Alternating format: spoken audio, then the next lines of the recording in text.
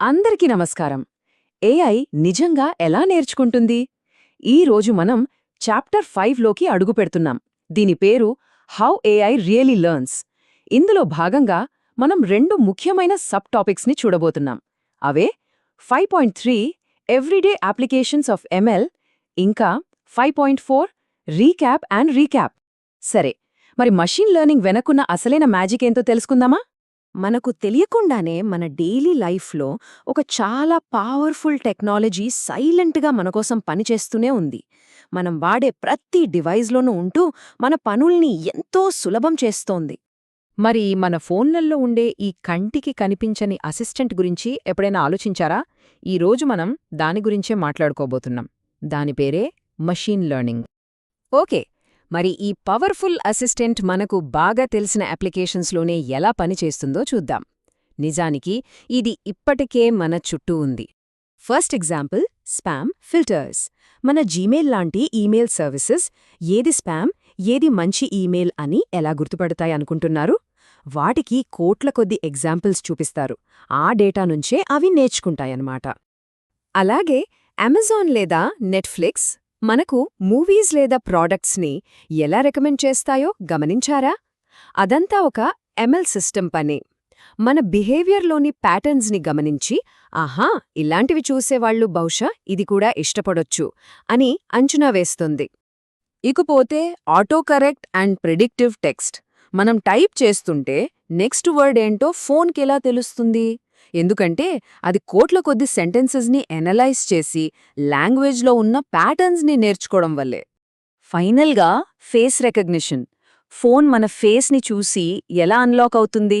దీనికి ఎవ్వరూ ఇలా ఉంటేనే అన్లాక్ చేయి అని రూల్స్ రాయలేదు. బదులుగా చాలా ఫోటోస్ని ఎనలైజ్ చేసి మన ఫేస్లోని యునీక్ ప్యాటర్న్స్ని అదే నేర్చుకుంటుంది. సో ఈ అసిస్టెంట్ ఇవన్నీ ఎలా చేయగలుగుతోంది? అసలు మెషీన్స్ నిజంగా ఎలా నేర్చుకుంటాయి? ఆ మ్యాజిక్ వెనుక ఉన్న అసలు సీక్రెట్ ఏంటో ఇప్పుడు చూద్దాం. ఈ లెర్నింగ్ ప్రాసెస్లో ముఖ్యంగా 4 స్టెప్స్ ఉంటాయన్నమాట. 1.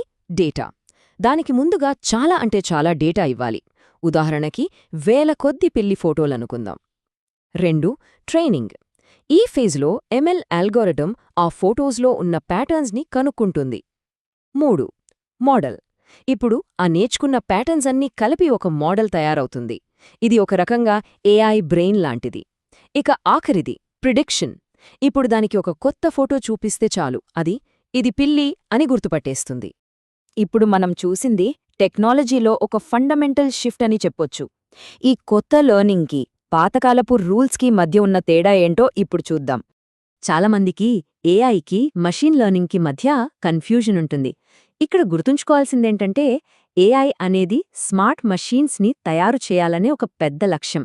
ఆ లక్ష్యాన్ని చేరుకోవడానికి మనం ప్రస్తుతం వాడుతున్న ఒక ముఖ్యమైన పద్ధతే మషీన్ లెర్నింగ్. ఇది ప్రోగ్రామింగ్ చేసే విధానంలోనే ఒక కొత్త మార్పు. ట్రెడిషనల్ ప్రోగ్రామింగ్లో మనుషులు ప్రతీదీ ఎగ్జాక్ట్ రూల్స్గా రాస్తారు. కానీ మషీన్ లెర్నింగ్లో మషీన్స్ వాటికవే రూల్స్ని డేటా నుంచి నేర్చుకుంటాయి. రూల్స్ చెప్పటం కాదు, నేర్చుకునేలా చేయడం, ఇదే అసలైన మార్పు. సో ఈ ఇంటెలిజెన్స్కి అసలైన సోర్స్ ఏంటి? అదే ద పవర్ ఆఫ్ ఎగ్జాంపుల్స్, అంటే ఉదాహరణల నుంచే నేర్చుకోవడం. మెషీన్ లెర్నింగ్ ఎందుకు ఎంత పవర్ఫుల్ అంటే మనుషులు రూల్స్గా రాయలేనంత కాంప్లెక్స్ ప్యాటర్న్స్ని కూడా ఇది కనుక్కోగలదు. ఒక ఫేస్ ఎలా ఉంటుందో లేదా ఒక స్పామ్ ఈమెయిల్ ఎలా ఉంటుందో మనం రూల్స్గా చెప్పలేం, కానీ ఎంఎల్ దాన్ని నేర్చుకోగలదు. ఒక్కసారి ఆలోచిద్దాం. ఒకవేళ మనం రూల్స్ రాయకుండానే ఒక మెషీన్కి ఏదైనా నేర్పించగలిగితే ఇంకెన్ని అద్భుతాలు సాధించగలం? దీని గురించి తర్వాతి ఎపిసోడ్లో మరింత లోతుగా చర్చిద్దాం.